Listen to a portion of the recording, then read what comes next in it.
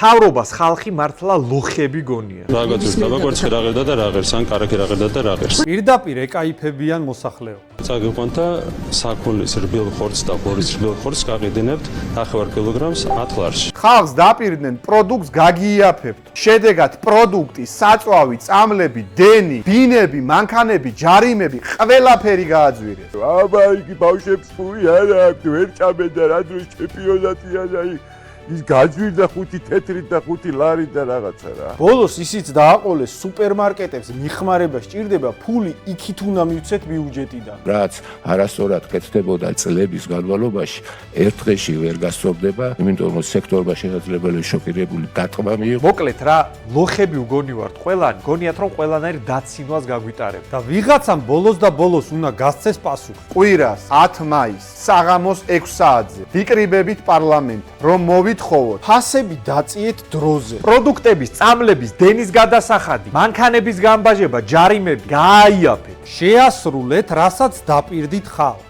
თუ არ შეგეძლოთ, აბარა კლოუნადა საწყობდი. მოკლედ ხალხო, აგერ ვაწყობთ 10 მაისს აქცია სოციალური მოთხოვნით და ვინც ეთანხმებით იმ აზრს, რომ მთავრობა ვერ უნდა ბედავდეს ცრუ დაპირებებით ხალხს ეკაიფებოდეს, ყველას გელოდებით.